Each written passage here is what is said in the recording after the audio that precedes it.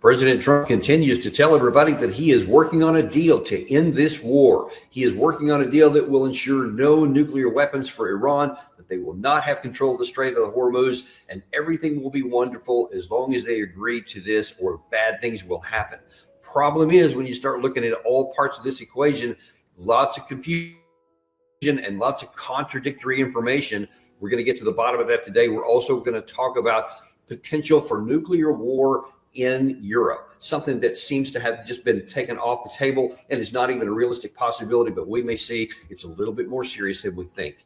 And we have nobody better to talk about that today than somebody who's actually written on the topic here recently, and that is Alastair Crooke, former British diplomat and MI6 officer with decades of experience in the Middle East and European security affairs, and has also served as a senior advisor to the European Union. And as you're about to see, he's also the founder of Conflicts Forum, which is on Substack. Alastair, welcome back to the show. Really great to have you on for a couple of different reasons today. But let's jump right into the first one here, because there's an interesting article out here recently in the Atlantic, which by Robert Kagan, who up until recently had been a pretty big war hawk, but now all of a sudden he's kind of turned into, I mean, dare I say it, a realist and looking at reality. And he writes in the Atlantic here, I think it came out yesterday, Trump is seeking a letter of intent, and before that it was a memorandum of understanding. It seems like all these different phrases, but they keep changing. But nevertheless, he says that would formally end the war and launch a 30-day period of negotiations on Iran's nuclear program and the reopening of the Strait of Hormuz. The purpose and effect of such an agreement should be clear. The United States is walking away from the crisis. Trump may launch another limited strike to look tough and falsify or satisfy the demands of his supporters. More on that in a second as well. But it would be a performative gesture. Endgame in this case is a euphemism for surrender. But let me look at each of these three things here, because he's saying, look, we want to formally end the war and launch a 30-day period of negotiations. I mean, you're a British diplomat.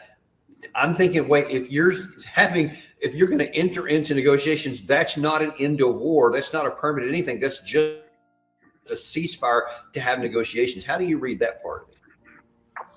I agree with you exactly. The document that we've seen that doesn't address any of the major issues. It just proposes, there are many questions about it. It says that Hormuz would be reopened under a joint supervision. Joint supervision with whom? And what does reopening mean? I mean, it's just a sort of bland document. I think there's something important here that I just want to convey, because, we always get these sort of, stories suddenly emerging either from Axios or from Al Arabiya that the deal is, a document is just about to be agreed. And then a little while later, then we're told it isn't like that at all. I just want to say something, because I have some experience of this, and I've lived in Pakistan too. But I mean, this is how it works. Actually, what happens, there is no face-to-face negotiation. People are not talking to each other on this because the Iranians don't trust that way of doing business through mediators. They want everything in writing, quite wisely. So it has to come in writing.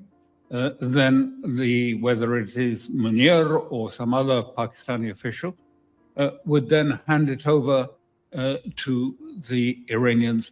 Iranians would write a response, carefully choosing each word, hand it back to the Pakistanis to convey to the Americans.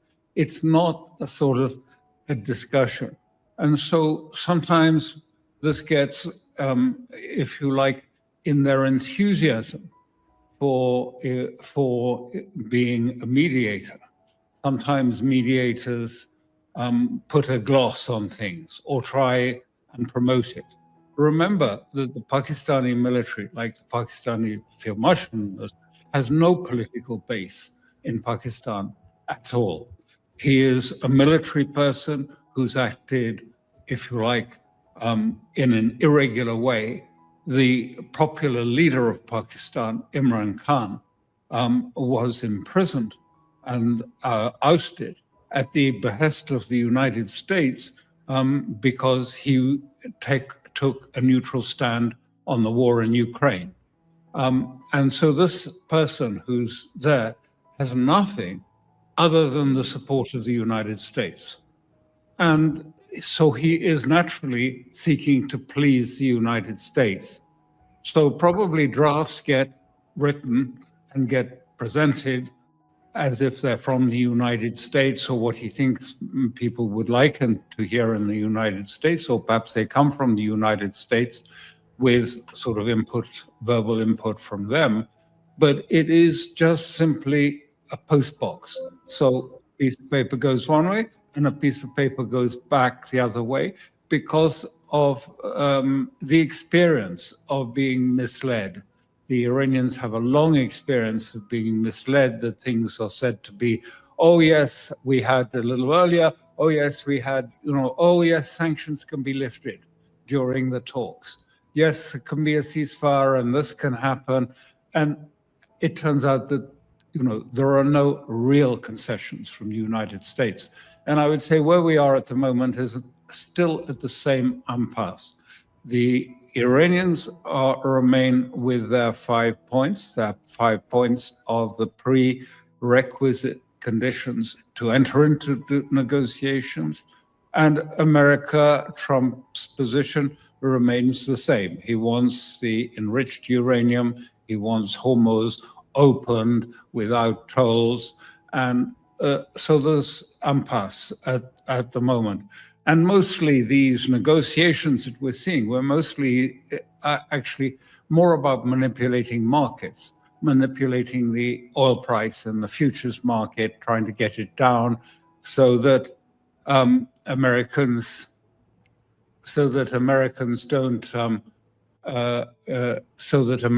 don't worry about gasoline prices. It's all about markets keeping the equity market up, and so it's all about manipulating markets, really more than substance, I think, at this point. It's important. Just your point here. This is out last night, which is breaking. This was last night. Last night in the Middle East, 2:45 p.m. in Washington. Then an Iranian source close to negotiating, he says claims of a final draft of a U.S. agreement are false. What a shock that is. The talks are in permanent deadlock. To the contrary, and that was when early in the day, X was just alive with all kinds of people saying, oh, the two sides are almost agreed to. There's about to something to come out. And then people, the Iranian side, of course, said, what are you talking about? There's not even any negotiations. How are we almost at a solvent, whatever? Then it finally comes out. Now then, today, let me run back to this article here real quick, because I think it's important. Is according to Robert Kagan here, he says the United States is basically trying to walk away, to do the walk away theory that we've talked about before, but that Trump may launch another limited strike to look tough on his way out. So first question is, if that happens, is there just a little shot that the U.S. could blast away at Iran just to cover their tracks as they walk away, and Iran would be, all right, no problem, go ahead and do that and walk away? If that's not the case, what do you think Iran would do if he tries to do that? They said it very, very, very clearly. They are not prepared to have, if you know, we'll do a little bombing of that, and you can do a little bombing of this, and we'll call it a day. That's happened in the past, but they have made it very, very clear. If there is any attack, as soon as that attack starts, there will be a massive response from Iran on the infrastructure, the bases in not just the Gulf area, American bases there, but more. The Iranians have said very clearly, this time we will widen it beyond the Gulf area to other places. They haven't said which places, but they've said it's going to be a much wider war, and it's going to be with different weapons, and it is going to be a very intense war. At the moment, Iran is basically expecting an escalation and thinking that all of this, probably these talks have suddenly, that there are negotiations in hand and so on out of the blue. All of this is sort of to throw them off balance in preparation for an American massive attack on Iran and Iranian infrastructure. So they are all prepared and all fully expecting at any moment a war may come. Whether it will come or not, no one can tell, because this all lies in Trump's head, essentially. Well, now let's take a look at, speaking of Trump's head and his inner circle, I'm going to show you something here from Marco Rubio, a video that was just released this morning. If we're trying to have some sort of negotiation, Iran has categorically said, I think working with Oman, they basically already have a system set up, a toll booth and whatever we want to call it today, and that the enriched uranium is not even on the table. In fact, the whole nuclear program is not on the table until the war gets settled, and then later they'll talk. That's what they're saying. Here is what Marco Rubio is saying America's position is. Those conversations that are ongoing, there's been some slight progress. I don't want to exaggerate it, but there's been a little bit of movement, and that's good. The fundamentals remain the same. Iran can never have a nuclear weapon. And to achieve that, we're going to have to address the issue of enrichment. We're going to have to address the issue of the highly enriched uranium. And then added to this, of course, is the issue of the Straits. Iran is trying to create a tolling system. It can't happen. If that were to happen in the Straits of Hormuz, it will happen in 5 other places around the world. Why would countries all over the world say, well, we want to do this too? So how can you even plausibly say we're making some progress, not that much, but then the fundamental things on America's side are unchanged, the fundamental things on the Iranian side are unchanged, and they're not bridgeable in the current form? What do you make of that? Well, you saw exactly the point that I'm making about why there's so much manipulation going on. He said, we're having conversations, there's a little bit of progress. There are no conversations. There are pieces of paper that are carefully worded, that are exchanged between the two sides. But it's not the case of a sort of toing and froing discussion, and let's have a bit of this and a little bit of that, because the Iranians have been burnt by that before. And so they're not going to accept that sort of, well, maybe we can, maybe it will be lift sanctions incrementally.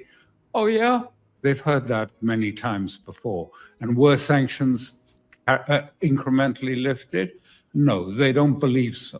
So the impasse is exactly where you say. You're up right. They have now instituted an authority for Hormuz Straits. It's operating. It's got a website even.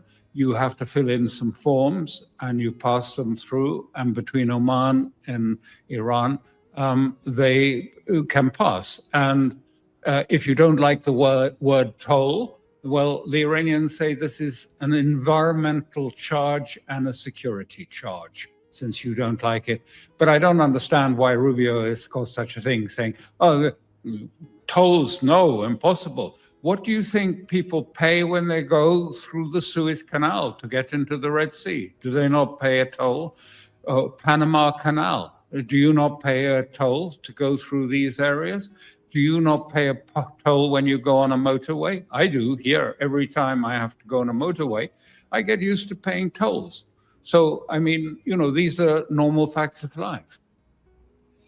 Well, it seems to have been that way, or it is that way now. Never was before, never would have been had we not started this war. I think that is crystal clear to most people, but not all people. There are still those who want to have a different outcome. And my question is to you right now, before we're going to shift over to another topic here, where can this go? As long as we keep talking about stuff that's just not even reality, and Iran keeps saying, here is the reality, deal with it or not, I'm going to continue to go down this path. Where can this go? And let me just show you real quick. There's here in the U.S., you have the likes of Mark Levin in the upper left-hand corner, who's a big advocate.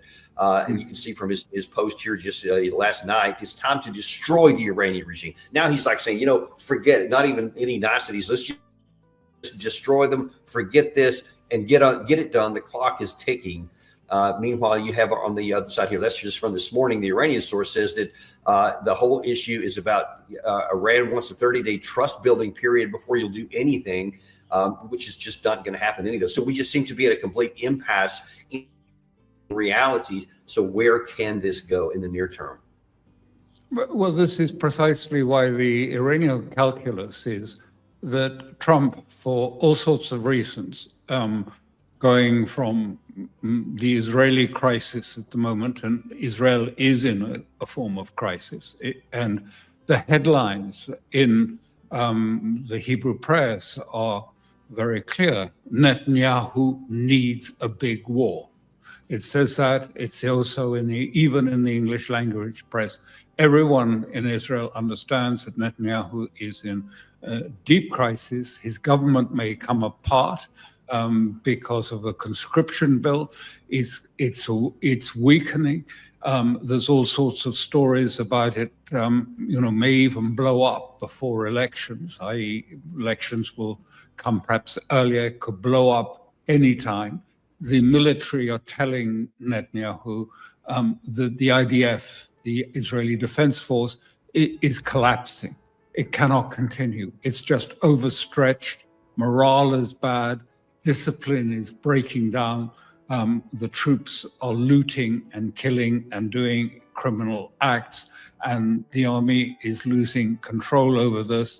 And all of this is leading to a severe crisis. So that's at one level. The other one, of course, is that Trump, his ego and his whole career has been built on being a winner and not a loser. And so coming to any agreement which isn't so much better than the JCPOA that was negotiated by his unesteemed rival Obama is not acceptable to him. So the only alternatives really is that he goes to all-out conflict, because a small conflict, I mean, he's been looking for a small conflict ever since Venezuela. Can we do a quick Venezuela in Iran? And his team and the Pentagon come back and said to him, no, that isn't going to work. This isn't Venezuela. This is Iran. It's not going to happen. So either he goes to a big war, or he has to do what I don't think psychologically he is capable of doing, which is to concede Iran's basic demands. And then it would be possible to move on to other issues. But until he gets there, I don't think it's going to be possible. The Iranians, and there is something that, again, just to stop this confusion that goes on that I keep seeing in the mainstream press, the decision that Iran will not give up its enriched uranium, the 430 kilos of 60% enriched uranium, to anyone, including to Russia, it will not be exported abroad, is an order from the Supreme Leader, Mujtaba. And I just underline, because people keep talking about, I see headlines in the press even today, oh, Pezeshkian says this or that. Pezeshkian is not in the same position as an Iranian president is not in the same position as an American president. The commander-in-chief of all military and security forces in Iran is the Supreme Leader. And that is through the Supreme National Security Council. The president is responsible for domestic affairs, not foreign policy and not defense policy. He sits, of course, on the Supreme National Security Council, but he's just one member, or his governments are just part of the forum, which also contains the IRGC. So the person managing the war and making the negotiating decisions in conjunction with the Supreme Leader is an IRGC general, and that's Kalibaf, who's a respected and revered IRGC member. He was mayor of Tehran, and a popular mayor of Tehran, and he was a presidential candidate. So he has standing and weight. He is the main negotiator, but the final decisions. So when it's been ordered by Mujtaba that it won't go abroad, that's the end of it. It's not going to go abroad until he changes that decision, and that's not likely. So, all this talk about, well, maybe, mediators can shift the position and, persuade Iran that it can give it up as a goodwill gesture to Trump, ladder for him to climb down the tree. I mean, it won't happen in the light of the decision, because he is the absolute commander of the military and security policies of Iran. Well, I want to shift to a different point here, because that seems to be at an impasse. And what I'm about to show you is going to show why it's even less likely to get solved than it might even otherwise seem, which is already monumentally difficult, because President Trump himself is setting impossibly high objectives to meet. But in this clip here, this is actually going to transition to the second part of our discussion here about nuclear weapons. And he's talking here in the context of the Iranian situation here, but the theory and the idea about why they're so scary, or should be so scary, but I don't think are in reality, is what would happen if they landed on an American city. I'm not doing this politically. I'm doing, look, everyone tells me it's unpopular, but I think it's very popular. When they hear that it's having to do with nuclear weapons that could take out Los Angeles, could take out major cities very quick. When they hear that, when they're explaining, I'll tell you what, when we explain it to people, I don't really have enough time to explain it to people. I'm too busy getting it done. When they understand, I think it's frankly very popular. Number one, that's nonsensical what he's saying. It's not even a coherent sentence, as he keeps stopping. But he's trying to say, look, because Iran would nuke LA or some crazy stuff like that, he says you should be afraid of that. So that's why we have to take care of this situation here. But you've written a piece in your conflicts forum here called Paradoxically, Fear is the Foundation of Stability. Deterrence works. And the core issue you said here is, yet the core issue remains unchanged from half a century ago. Strategic stability ultimately rests on credible nuclear deterrence, a sufficient arsenal, and the demonstrated readiness to use it if necessary. Intimidation, however uncomfortable the world may be, remains the foundation of peace among nuclear powers. First of all, just what prompted you to write this article? And then we're going to get into some of the details here. And I guess just a question that I have is, it seems to me that the world at large, but definitely the United States, has lost its fear of nuclear weapons about what happened in 1945. It seemed to really predominate in the thoughts of politicians around the world, even in the United States. And that seems to be lost now. Now it's almost just like a tool to use to let me go attack Iran. How do you see that? Well, this really stemmed in that piece that you've just put up by me, arose from a paper that was written by Professor Sergei Karaganov, who is both an academic but also a long-standing political figure in Russia. And why it's so important what he's saying is because, first of all, the substance to his paper, it's been dismissed in much of the West as something that's a bit fringe and something that we shouldn't take too seriously. Well, I'm saying it actually has a lot of substance in it.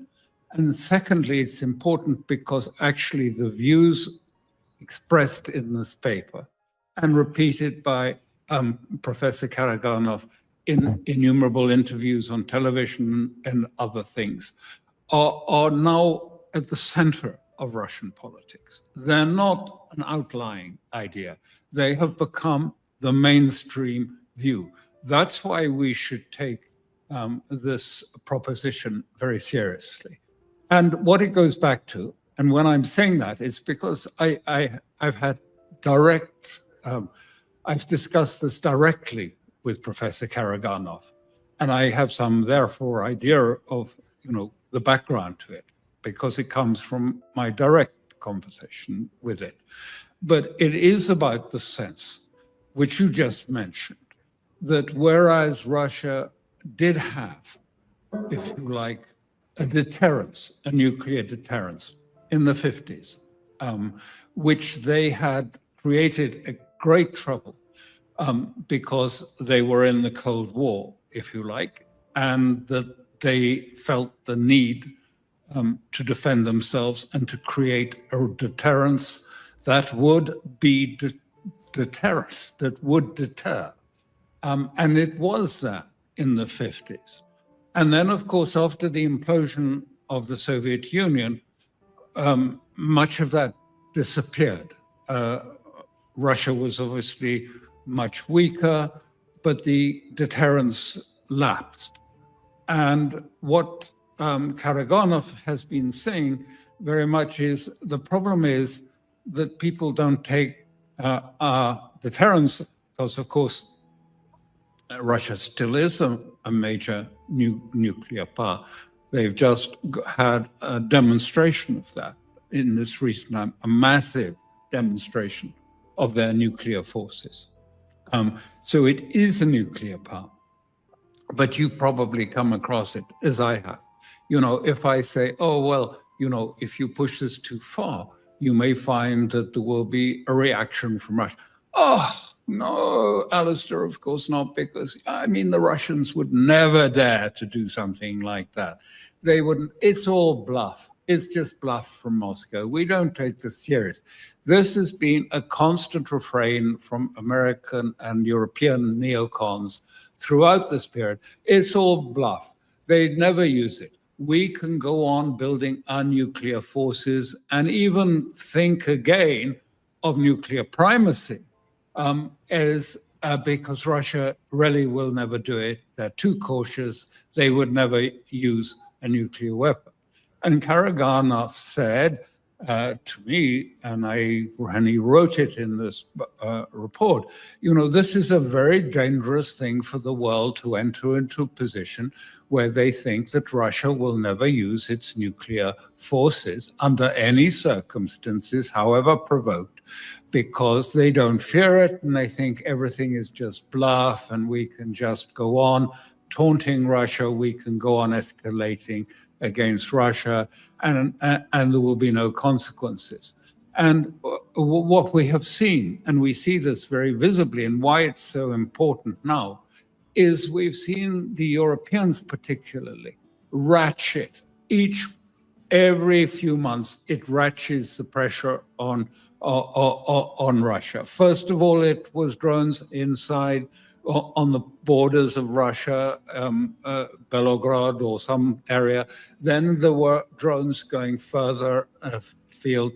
Now we have the case that drones are landing in Moscow in huge numbers, even though they don't do that much damage, but they are there and they have an effect on the public and in St. Petersburg. And of course, it's justified as sort of damaging Russian energy infrastructure.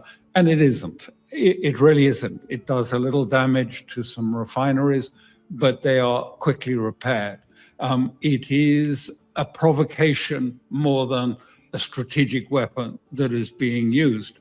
And we're getting to the boundary where this is no longer acceptable and will result in some sort of direct response from Russia, because not only are these missiles flying directly into deepest Russia, but they're flying through NATO airspace, through Finland, through the Baltic Republic, through the Baltic states, directly onto St. Petersburg, onto the refineries there, because they can fly almost entirely through NATO space and then just emerge near to St. Petersburg, and therefore use NATO space.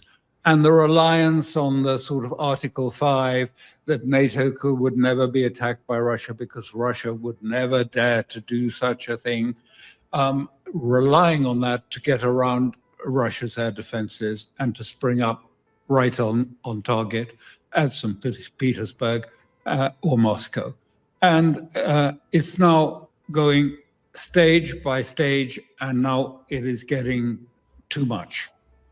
And at the same time, we've heard constantly from Europe this refrain: war, war, war. Prepare for war with Russia. Prepare for war. The German leadership say, we may have war even by 2027. We may have war at any moment with Russia. even though, you look around and you can see quite clearly, Europe hasn't got the capacity for war with Russia. It hasn't got the money to finance a war with Russia. It hasn't got the troops for a war with Russia. So why are they saying it? They're saying it because they hope to provoke through Ukraine and through, if you like, using these Baltic states, they are hoping to provoke Russia towards action against NATO states. And then that they intend and hope that maybe with this administration, or if this administration becomes a lame duck or disappears from office, then they can reverse everything. They can bring America back to Europe, because Trump has been taking NATO and America away from Europe. Now we can bring America back. So We Alastair, can let me ask you, America this- back to NATO. this is a hugely important point here, because I've heard this before when there are those in the West that want to prompt a Russian strike in there, because then that will allow things to reverse, as you said. But you laid out in the phrase right before that the NATO writ large, I mean, forget about UK, France, Germany, I mean, the big powers, they don't have the troops, they don't have the air power, they don't have the industrial capacity. So why would you want to prompt something you may not survive long enough for America to come back and join? Why would they take that risk? Because they are trying to do it, if you like, bit by bit, to, if you like, to sort of assuage the Russian response, the deterrent, until they can pull back America to join. You know, after all, this was laid out clearly. This is the policy of Germany, France, and the UK. King Charles went to Congress, and you recall what he said there. America must join with Europe in preparing for a war with Russia. What? Whose interest is it to have a war with Russia? But nonetheless, he was speaking on behalf of also the government policy and the policy of those Euro 3 that are wanting to move, to bring, just as with Roosevelt, to bring, America into a new war with Russia. That at least is how Russia sees it. I know because I've heard it. They say, but Alastair, you say that the West isn't capable of fighting a war with Russia, but every moment, every day, we hear them talking about a war. They're now talking about a sort of Baltic arc in which Russia will be engaged. They try and engage with tankers and with other elements. And it's a ratchet, one ratchet at a time, another ratchet, until the moment is right, when they hope, if you like, to engage a new administration in Washington or other to come and join with Europe in a war. You may say, it doesn't make sense. Why would this be going on? Well, it's been going on for 200 years. That's why. When you look at the determination of certain forces in Europe, financial source forces, deep state forces have been planning this, financing, if you like, the Japanese war against Russia in 1905 that weakened the Tsar, financing the Bolshevik Revolution, financing, if you like, the near takeover in the 1900s of Russia by the Harvard boys and their resources. All of these things have been going on for a long time. Russia is acutely aware of the sort of deep, long-running hostility and the desire to weaken and destroy Russia. Whether you say it's misplaced, exaggerated, or whatever, it is beside the point. That is how Russia sees the picture. This is the psychology. And that is what was disturbing Professor Karaganov, because he said, if they don't fear our nuclear weapons, then they will go on ratcheting and ratcheting up until we are at war. So we have to bring back a certain degree of fear. That's why there is that sort of paradox, as I called it, or the oxymoron, of actually a nuclear fear can be the source of stability, particularly at a time when arms control has largely disappeared. All that, we talk about arms control, but it's meaningless. I mean, it hasn't been in existence for a long time because it didn't suit the United States to go on with arms control, because they wanted to pursue a conventional war through Ukraine against Russia. And in that way, then the arms control limitations would continue even as they were pursuing that war. And just take an example of this. This was very apparent. You remember when there was that spiderweb attack on on Russia's strategic nuclear aircraft on the tarmac. They were there because of the SALT Treaty. They are supposed to hold their strategic bombers out in the open so that satellites, American satellites, can verify that they're still there and something hasn't changed. So they're kept out in the open. And that was the basis of that attack. It failed. It didn't work. It went wrong. But they had all of these containers and these vans brought into Russia with sliding roofs so that the missiles could be fired from the vehicles and hit the strategic nuclear force of Russia. Why would the United States think that this was a good idea? Because clearly it wouldn't have happened without the United States support. Why did they think if it was a good idea to attack its strategic nuclear power? Why would they have attacked in Voronezh, if you like, with their ATACMS, which is where Russia has its over-the-horizon radar systems at Voronezh? These are over-horizon about intercontinental war. They're not anything to do with Ukraine whatsoever. These are the radars that are to give early warning of a nuclear exchange between the United States and Russia. Why attack those? Why attack the nuclear strategic bomber? Now, you can say, oh, don't take it seriously, it's not so important. But I mean, if you're sitting in Russia and Moscow and you understand the significance of this, you will say, are the Americans, moving towards preparing for the idea? They've already said publicly, the official responsible for it, that they believe America can win a nuclear exchange with Russia. And then that attack on Valdai, the Valdai compound, that also happens to be, if you like, the center, the control center, an underground bunker control center. It has the House of Putin there too, but it also is the command center for nuclear forces in the event of an exchange with another adversary. I'd like you to, because I think that you said something a minute ago that I think is so important for us to understand. We think Russia would never do this because they say Article 5, 32 NATO countries against one Russia. They would never survive that, so they never will. So we can do those things safely.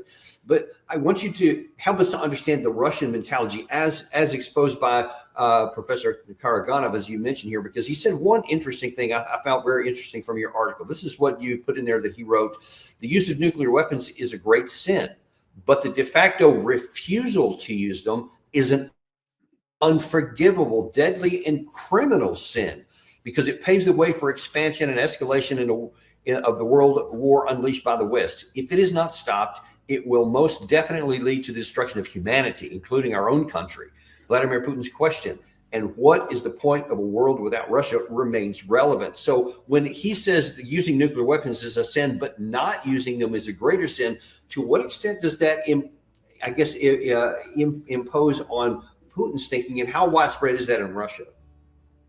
Well, first of all, I mean, what he said too, and this is important to understand because this directly affects particularly Europe. And he said, listen, we must understand the lesson from Iran, how the Iranians have used conventional weaponry, missiles, carefully chosen on vulnerable assets of the United States and Israel and the Gulf states. And that caused them to retreat. That brought a retreat. And so what he's saying is the first layer has to be conventional, Oreshniks. And he says we must build a range of missile capabilities for the future, Oreshniks, Bereshniks, all of these things for conventional power.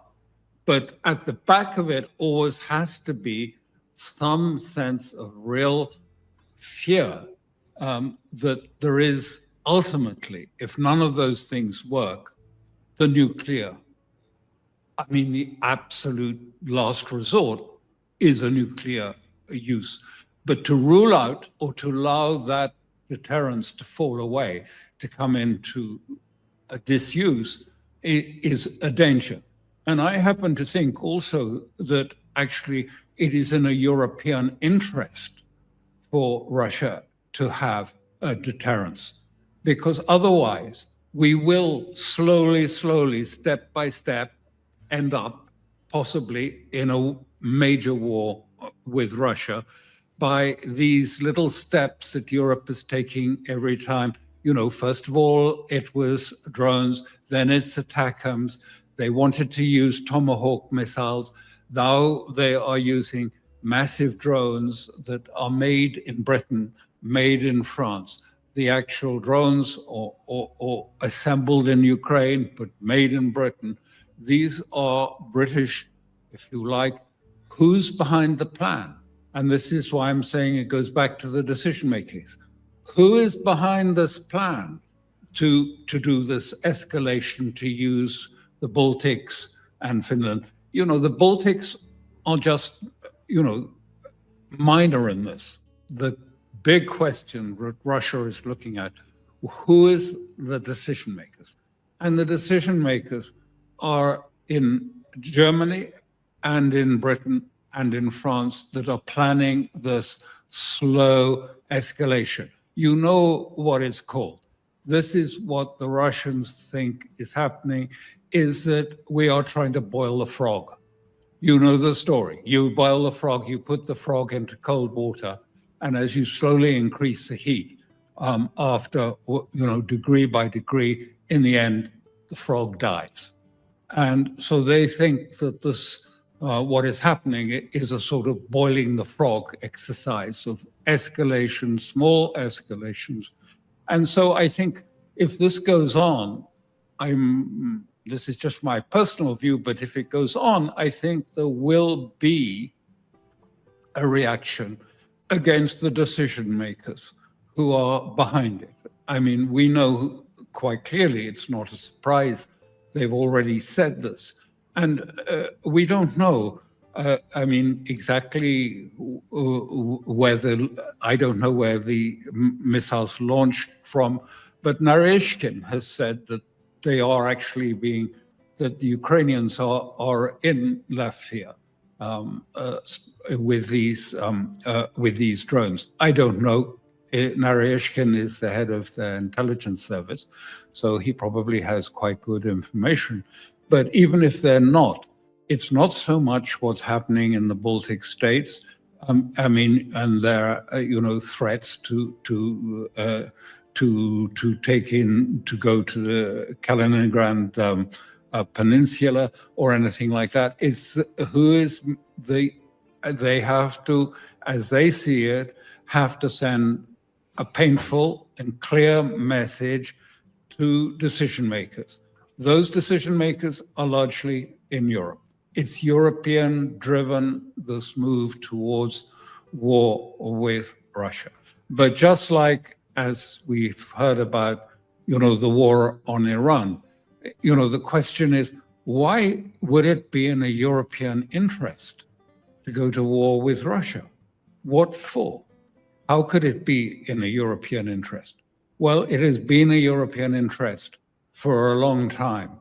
From, the war Europe has been fighting Russia. From Germany, it was from Napoleon, from Germany. Britain was the only one who was not, but Russia had almost the entire of Europe fighting it in the Second World War. And, they don't intend to be boiled in the pot. So they are looking for ways, conventional ways, like the Iranians have done, to send a very clear message, that in that case, sending a message to Washington saying, look, pull back, because otherwise we will escalate and it will be extremely damaging for our economies, your economies, the world economy. And if you don't listen to the message, draw back, pull back from this exercise in Iran, and pull back from this attempt to slowly escalate into something much more serious across Alastair, Europe. let me ask you a little follow-up question on what you just said there, because I hear what you're saying about why, because the obvious question that any normal person would ask was, why would the West, Europe, US want to do this boil the frog thing to try and move closer to a conflict with Russia, when Russia clearly does not pose a conventional threat to attack the West on their own initiative? So there is nothing to deter or limit from coming from them. But as you pointed out, you went back to Napoleon, to Hitler, et cetera. There seems to be this longstanding desire in the current form, because we've seen World War I and World War II and the massive destruction, and now with the destruction power profoundly higher, any third attempt would be massively more in casualties for Europe. What is animating the individual today to even want to play with a boil the frog theory? Well, because, you ask a very complex question, but really it goes back to things that have happened in the past. It was called the Pale of Settlement, and it led to a huge immigration. First of all, to a radicalization of population that were in these pales of settlement, which were mostly in Poland, led to quite a radicalization in the Pale of Settlement, and many of those people arrived in America, but also many of them went to Palestine, to Israel, and many came to Europe, and those people were part of a generation, the young people who were radicalized, really radicalized against the Tsar and against the government in Russia. From the 1860s onwards, it became, the younger generation rose up against their parents, essentially, and became Trotskyists and became Bolsheviks, and were throwing, nail bombs into cafes in Russia. But then Stalin came and repressed it, and, if you like, sent people to the camps in Siberia. And there's a huge anger and resentment for what they call pogroms and pogroms before. I'm not saying there weren't pogroms, but many of them were not. The pogroms that took place or claimed to take place in Ukraine, many of them were actually done by the Greeks, who resented competition and things in these areas. So there's a sort of deep history of desire for revenge for what happened during the Stalin period and after the Bolshevik Revolution, and this has been long-standing, and Europe financed the Bolshevik Revolution. European banks financed the Bolshevik Revolution. They financed the war against Russia, the Japanese war that defeated Russia. They financed the Ukrainian, if you like, war against Russia. And ultimately, this is at the forefront of the screen for many Russians. They see this and understand it. It's not sort of our take on the world, and we say, well, is it real? Is it something that we should take seriously? Well, I think we should take it very seriously. I've always felt, that the most important thing in geopolitics, which I try to practice too, is to put yourself in someone else's shoes and see the world not just from your vision, not from the inside, but from the outside. So the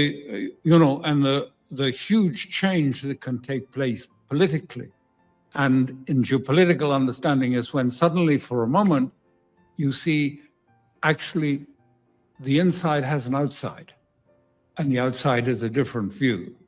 And that if you've got to understand that to find a solution to the apparent contradiction of holding opinions and views that are facets that are completely contradictory. And as long as we fail to do that, I mean, you have all kinds of problems because we live in this, I don't know about in Europe as much, at least in the United States, we live in this almost like a virtual reality. We program in what the other side is, and then we wear these goggles and we don't even see what really is going on, which has pretty bad consequences.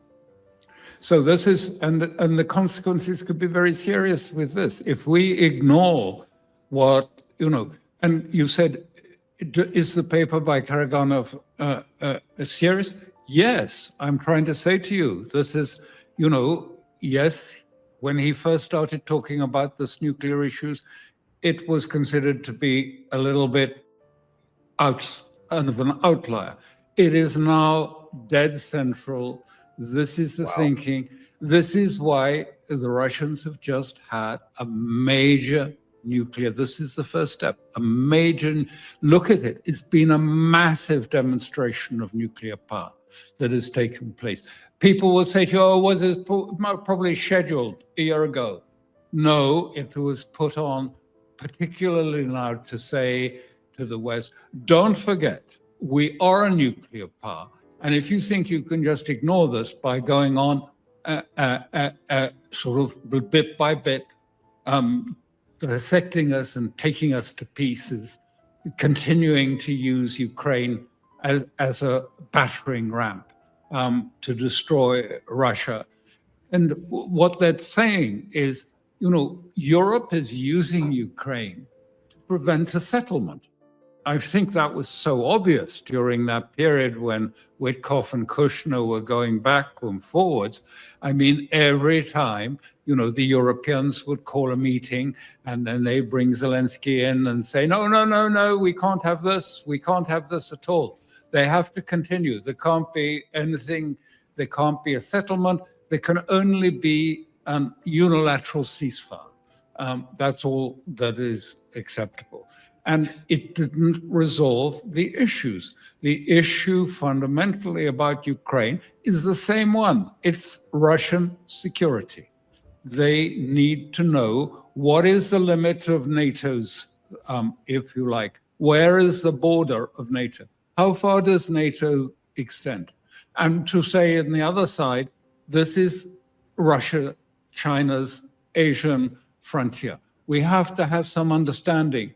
NATO goes on, expanding, taking different views.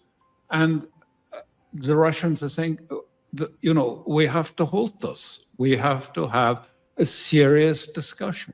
So Karaganov's final point, is something very simple. We have to talk about this. We have to talk about, again, which we don't do and haven't done for some time. We have to talk about understanding each side's perspective on the nuclear issue and on conventional weapons. It may not end up in a treaty, but something needs to be managed. There needs to be someone who possibly is even someone with some weight or standing in their society that can come and say, this is how we need to understand each other. Let's have And- some and- sort of entente. Gary, if I could get you to pull that previous headline back up there, the one you just had about Putin will only use it as a last resort. That I think is more important than it appears at face value. I'd like your view on this. I know we're just about running out of time here, but taking a look at what this headline is here, reading it from Western eyes, Putin says it will only use nuclear weapons would be a last resort. So when we hear that, we think, oh, well, and unless we attack them first, then they're not going to use nuclear weapons. So we don't have to worry about it, all this kind of stuff. But it depends on the definition of last resort. You said a second ago, you got to look at the other side and think the way they do. We're thinking the way we do. But here is Karaganov. I perceive, and you tell me if you think I'm wrong, I perceive he's putting that definition of last resort in a different context. Here he is with Glenn Deason. We have restored our soul and our honor. We have started to value those people in our society, which are truly valuable, meritocratic elites, scholars, doctors, officers. The country is becoming more healthy. But for that, we're paying for too many bodies. So my advice to my government is that we should stop this war, at least in Europe, by going up the ladder of escalation, first attacking by conventional weapons symbolic or logistical points on European soil. We do not need an inch of Europe, as you might understand. And then if they do not succumb, we should follow with nuclear strikes, relatively massive, with, of course, offering some kind of ultimatum. If they do not succumb, some of the countries of Europe should perish. Now, whether Putin holds that view or not, I don't know. But when he says last resort, that means we'll fire conventional weapons at these points because of all the things that have happened in the last 4+ years. So when he says last resort, that seems to be different than what Americans are thinking. How do you see that context? I mean, he puts it in the context of we need to learn the lessons from Iran. Iran used not necessarily the most powerful conventional weapons, but conventional weapons to send a very clear message, striking at a vulnerable asset, but not destroying everything, to send a message clearly and saying retreat. And largely the West did retreat. And he is, Karaganov is saying very much the same message, is saying, look, we've tried it verbally and said to, we put statement after statement out saying we won't accept this. And people say, oh, it's bluff. We don't pay any attention. We won't pay any attention. We'll just continue. We'll continue on soldiering. And he's saying, if they don't stop, if they don't hear that we do have limits, that there are boundaries that you cannot cross. And if you cross those boundaries, first of all, we will deliver a pointed message in terms of a conventional weapon. If it goes on and you don't pay any attention, we may then use a tactical weapon to underline the last resort is that we are a nuclear power. I'm not trying to present the Russian case. I underline, I'm presenting the European case because I'm presenting the case that Europe actually has no interest in going down this route. It should actually come to some understandings about where the limits of security lie. Where are the limits of NATO action? Where are the limits that China and Russia and Iran can pretend to? If without that, it becomes chaotic and it becomes unmanageable and can easily deteriorate. We have no interest in sort of pushing this to the limit. Now, Karaganov clearly, and I say I've discussed it with him, he is creating a psychological atmosphere, but a real one. He's creating a psychological atmosphere. He believes it's important that Americans and Europeans understand that a deterrence is deterrent and it has to deter. If it doesn't deter, it's a waste of time. And so he's trying to underline the importance that for Russia, nuclear power is seen as a major deterrent. And just final question here: what is your best assessment for how close we are if Putin would do it, not Karaganov, but Putin would say, all right, it's crossed my red line. Europe has apparently no intention of changing anything that they've been doing for the last 4.5 years. That Putin would say, all right, that's it. We're going to try the Karaganov method, conventional missiles at various sites in Europe. How close do you think we are to that? Quite close. Quite close if this escalation goes on. I mean, how many missiles? You know, first of all, it was Ukraine threatening the 9th of June victory celebrations in Moscow with a massive attack, which then Putin spoke to Trump, and Trump got it called off. And then we had a massive drone attack on Moscow, probably the one that was intended for the 9th of June, which was pulled back on Moscow. I mean, this is, you know, so yes, it didn't happen on the 9th of June. They just saved it up and did it a few days later. Either the Europeans pull back the Ukrainians on this and say, no, here are the guidelines. We have to manage this. You know, you can't simply just escalate and escalate and escalate with drones and with, and as I underline, you know, these drones are storm shadows. And drones, I mean, they are cruise missiles produced. They may be transshipped to Ukraine in crates and put together again in Ukraine. But fundamentally, these are European weapons being used directly on Russia. You can't get around that. These are European weapons facilitated and assisted to strike deep into Russia. How long does Russia put up with that? I don't think it'll go on forever putting up with that. I think it's been pretty patient so far. And as a European, I think we should respect that deterrence. And I think that deterrence is actually something that serves us, because we don't want the frog to get boiled. Indeed. Indeed, we don't.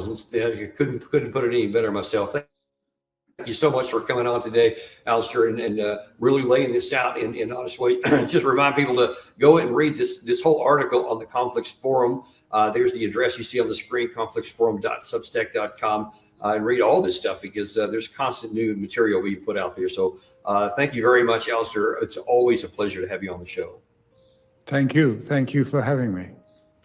And we appreciate you guys as well. There's going to be one more short show today. Something that's been kind of in my crawl. You'll see it on the schedule here coming up shortly. Take a look at that. I'll be back off of we're going to do the intelligence brief tomorrow. By the way, we're going to still stick with that. So I'll do one more here from vacation with my family on Saturday morning, the intelligence brief. Otherwise, we'll see you back in my studio Monday morning on the Daniel Davis Deep Dive. See you then. You know, we don't have sponsors because we hate to hit you over the head with ads. I don't like them. So show a little love back. Subscribe, like, and send this to somebody you care about.